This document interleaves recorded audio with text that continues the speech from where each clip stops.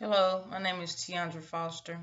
I will be doing a video response, or rather a consulting response, to Psychological Consultation 620 Module 4 assignment.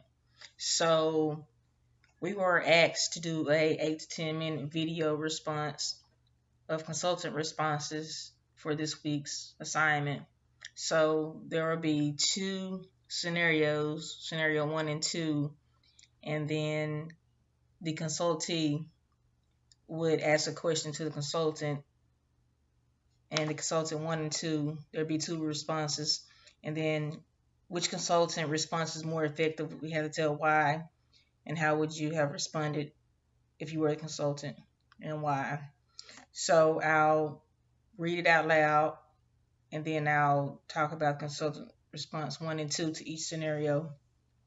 So this week you'll consider various consultant responses to a hypothetical situation and create a video response in which you share your views on the effectiveness of each. First of all, let me start off by asking or telling you guys, what is a consultant? Well, according to www.study.com, a consultant is someone who works closely with the consultees to analyze a situation or a problem. They'll gather the information and they'll assess what changes need to be made in order to solve a problem or a situation. They're there to improve the company to reach goals. Also, consultants can be experts in the field, whether it's counseling, in the mental health field, business consultant. For instance, I remember going to the dentist one time, and I had to talk to a consultant about my teeth. They were advising me or giving me their opinions on which route I should go. So that was just another example of a consultant. A consultant does not always have to be in the counseling field; it can be in other fields as well. So they're there to give opinions, like I mentioned earlier. They're actually great communicators. They should be great communicators. Basically, if you have a problem or a situation, you would um, go to that consultant to get advice. If you can't sometimes solve situations or problems on your own, consultant that could be looked at as a supervisor or a step above a supervisor.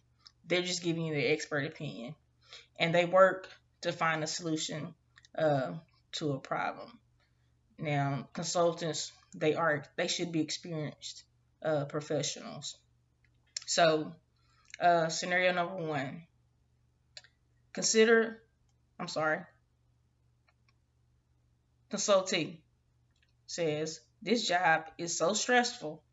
I never imagined that managing a staff of 7 could be so draining. Everyone has different agendas.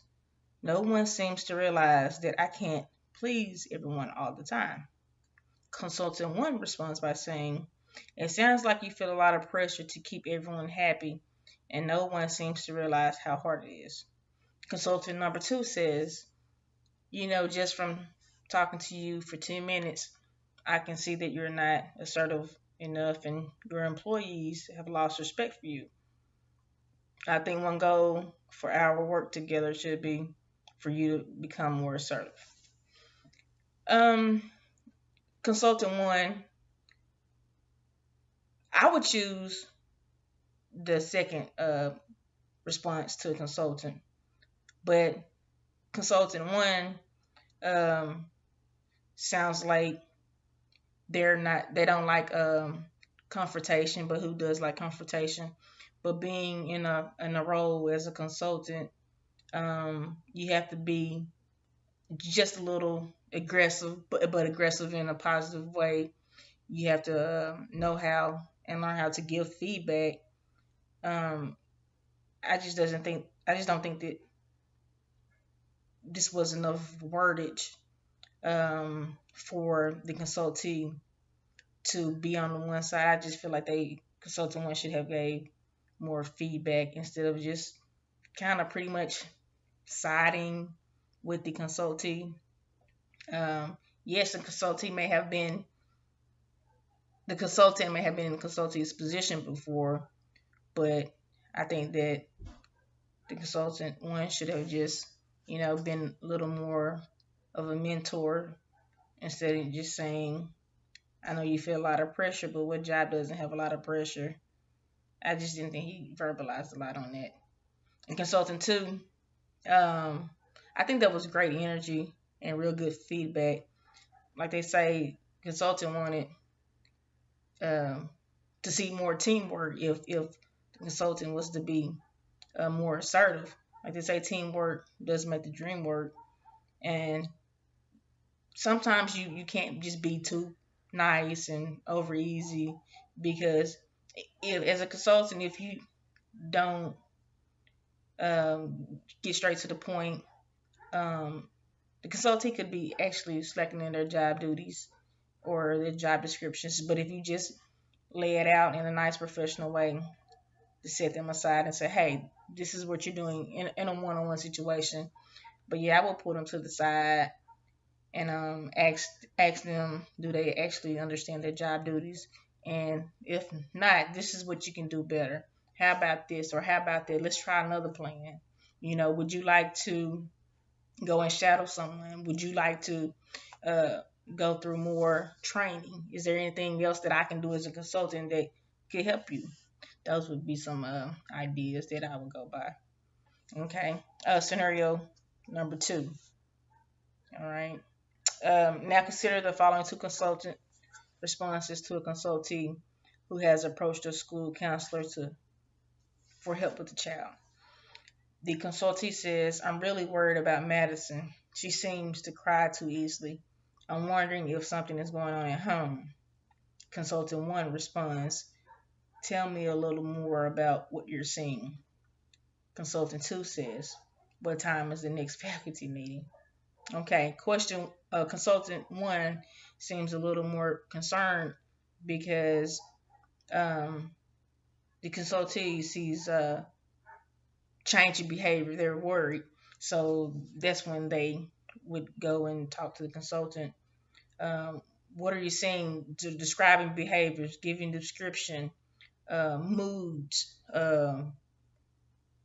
Sometimes, a person can notice something that another person can't, and that's when they'll go report everything. So I really agree with what the consultant number 1 said. I would also ask, especially if I'm not familiar with the child, I would ask, what is different today versus Madison on a regular basis? How has her behavior changed? What is her pattern? What's her appearance? Um, what do you think is going on in the home?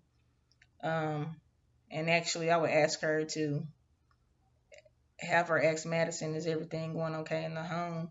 And maybe we could actually, I would, also talk with Madison myself to see if I can see what's going on, if I can see a change. If I did not know the child, regardless or not, if I did know the child or not, I still would go and seem to chit chat with the child. And consultant 2, um, it just seems like they're ready to get on to the next meeting without asking any questions, because it seems like they're not focused, or that they're not concerned. Yeah, I mean, maybe the consultant response was maybe that he can get a group opinion instead of him investigating things on his own. But I would definitely choose number 1 because I am a concerned person. I do care about people and their changes and their mood swings. So I've done my conclusion to the video response. Thank you.